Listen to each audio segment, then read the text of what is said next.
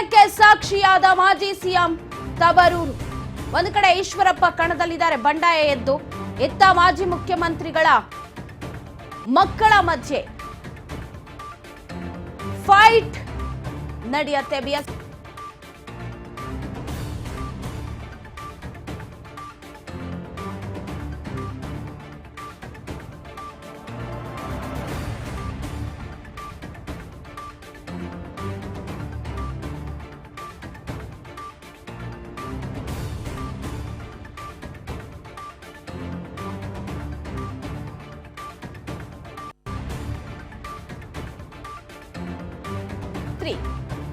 ತವರು ಜಿಲ್ಲೆಯಲ್ಲಿ ಬಿಎಸ್ವೈ ಪುತ್ರ ಬಂಗಾರಪ್ಪ ಅವರ ಪುತ್ರಿಯ ಮಧ್ಯೆ ಫೈಟ್. ಬಿವೈ ವಿಜಯೇಂದ್ರ ವಿರುದ್ಧ ಕಾಂಗ್ರೆಸ್ ನಾಯಕಿ ಗೀತಾ ಶಿವರಾಜ್ ಕುಮಾರ್ ಕಣದಲ್ಲಿದ್ದಾರೆ. ಇತ್ತ ಈಶ್ವರಪ್ಪ ಬಂಡಾಯ ಎದ್ದಿದ್ದಾರೆ. ಇದೊಂಥರ ತಲೆ ಬಿಸಿ ಆಯ್ತು ಇವಾಗ ಯಡಿಯೂರಪ್ಪನವರಿಗೆ. ಮಾಜಿ ಮಂತ್ರಿಗಳ ಮಕ್ಕಳಿಬ್ರು, ಬಂಗಾರಪ್ಪ ಪುತ್ರಿ ಇದ್ದಾರೆ, ಮಾಜಿ ಸಿಎಂ ಬಿಎಸ್ವೈ ಪುತ್ರ ಇದ್ದಾರೆ. ಇಬ್ಬರ ನಡುವೆ ಜಿದ್ದಾಜಿದ್ದಿಗೆ ಸಾಕ್ಷಿಯಾಗುತ್ತೆ. ಕಳೆದ ಬಾರಿ ಕೂಡ ಗೀತಾ ಶಿವರಾಜ್ ಕುಮಾರ್ ಅವರು ಕಣದಲ್ಲಿದ್ರು, ಬಟ್ ಸೋಲನ್ನ ಅನುಭವಿಸಿದ್ರು. ಇದೀಗ ರಾಘವೇಂದ್ರ ಆಪೋಸಿಟ್ ಗೀತಾ ಶಿವರಾಜ್ ಕುಮಾರ್ ಅವರು ಮತ್ತೊಮ್ಮೆ ಕಣದಲ್ಲಿದ್ದಾರೆ. ಈತ ಈಶ್ವರಪ್ಪ ತ್ರಿಕೋನ ಸ್ಪರ್ಧೆಯಲ್ಲಿ ಈಶ್ವರಪ್ಪನವರು ಬಂಡಾಯ ಅಭ್ಯರ್ಥಿಯಾಗಿ ಕಣದಲ್ಲಿ ಈಗಾಗಲೇ ಇದ್ದಾರೆ. ಒಂದು ಕಡೆ ಬಿಎಸ್ವೈ ಪುತ್ರ, ಇನ್ನೊಂದು ಕಡೆ ಬಂಗಾರಪ್ಪನವರ ಪುತ್ರಿ. ಮಕ್ಕಳ ಮಲ್ಲ ಯುದ್ಧ ಅಂತ ಹೇಳ್ಬೋದು ಇಲ್ಲಿ, ಮಾಜಿ ಸಿಎಂಗಳ ಮಕ್ಕಳ ಮಲ್ಲ ಯುದ್ಧ. ಅದರ ನಡುವೆ ಈಶ್ವರಪ್ಪನವರು ಬಂಡಾಯ ಅಭ್ಯರ್ಥಿಯಾಗಿ ಕಣಕ್ಕಿಳಿದಿದ್ದಾರೆ.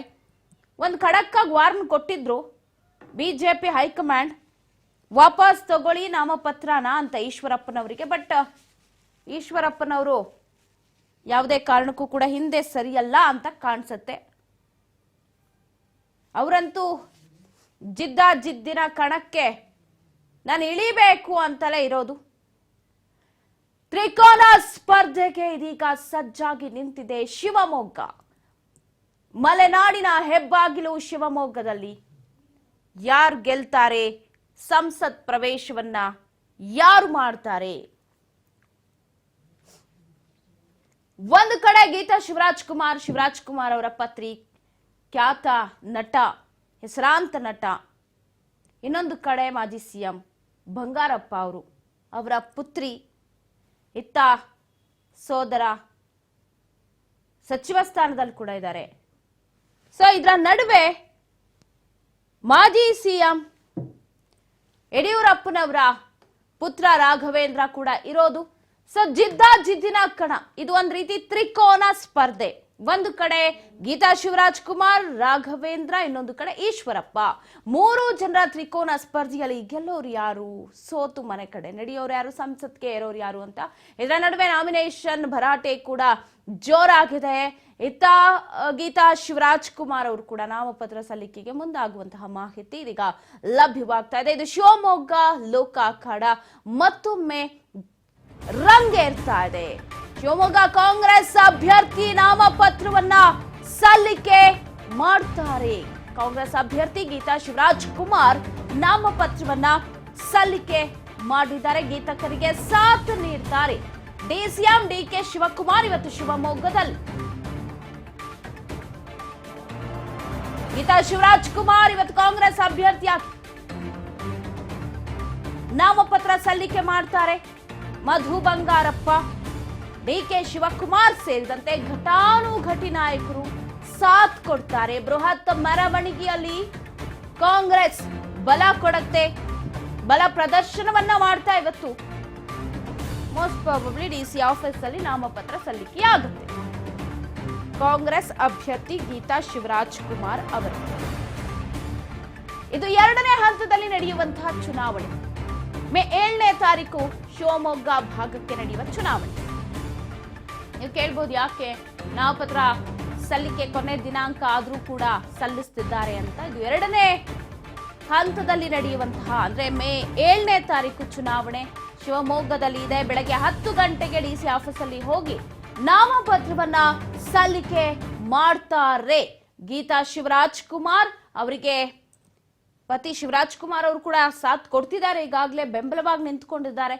ಜೊತೆಗೆ ಮಧು ಬಂಗಾರಪ್ಪನವರು, ಡಿಕೆ ಶಿವಕುಮಾರ್ ಅವರು ಕೂಡ ಸಾಥ್ ಕೊಡ್ತಾರೆ. 10 ಗಂಟೆಗೆ ಕಾಂಗ್ರೆಸ್ ಅಭ್ಯರ್ಥಿ ಗೀತಾ ಶಿವರಾಜ್ ಕುಮಾರ್ ತಮ್ಮ ನಾಮಪತ್ರವನ್ನ ಸಲ್ಲಿಕೆ ಮಾಡ್ತಾರೆ. ಬೃಹತ್ ಮೆರವಣಿಗೆಯ ಮುಖಾಂತರ ಹೋಗಿ ನಾಮಪತ್ರ ಸಲ್ಲಿಕೆ ಮಾಡುವಂತಹ ಪ್ಲಾನ್ ಅನ್ನ ಮಾಡ್ಕೊಂಡಿದ್ದಾರೆ. ಶಕ್ತಿ ಪ್ರದರ್ಶನಕ್ಕೆ ಮುಂದಾಗ್ತಾ ಇದ್ದಾರೆ ಕಾಂಗ್ರೆಸ್ ನಾಯಕರು. ಉಮೇದುವಾರಿಕೆ ಸಲ್ಲಿಕೆಗೂ ಮುನ್ನ ಒಂದು ಶಕ್ತಿ ಪ್ರದರ್ಶನ, ತ್ರಿಕೋನ ಸ್ಪರ್ಧೆ ಇದೆಯಲ್ಲ, ಗೊತ್ತಾಗಬೇಕಲ್ಲ. ಕಾಂಗ್ರೆಸ್ ಕಾರ್ಯಕರ್ತರಿದೀವಿ ನಾವಿಷ್ಟು ಜನ, ನಮಗೆ ಇಷ್ಟು ಜನ ಬೆಂಬಲ ಇದೆ ಅಂತ.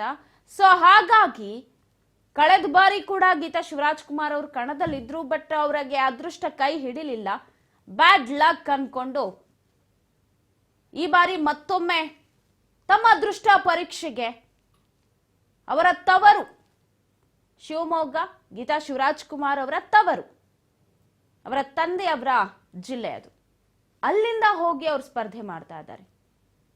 ಸೊರಬ ನಿಮ್ಗೆಲ್ರಿಗೂ ಗೊತ್ತು, ಬಂಗಾರಪ್ಪನವರ ಕ್ಷೇತ್ರ ಅದು. ಸೊ ಶಿವಮೊಗ್ಗದಲ್ಲಿ 2ನೇ ಬಾರಿಗೆ ಇವರು ಅದೃಷ್ಟ ಪರೀಕ್ಷೆಗಿಳಿತಾ ಇರೋದು. ಸೊ ನೋಡೋಣ ಇವತ್ತು ಯಾವ ರೀತಿ ಶಕ್ತಿ ಪ್ರದರ್ಶನಕ್ಕೆ ಸಾಕ್ಷಿ ಆಗತ್ತೆ.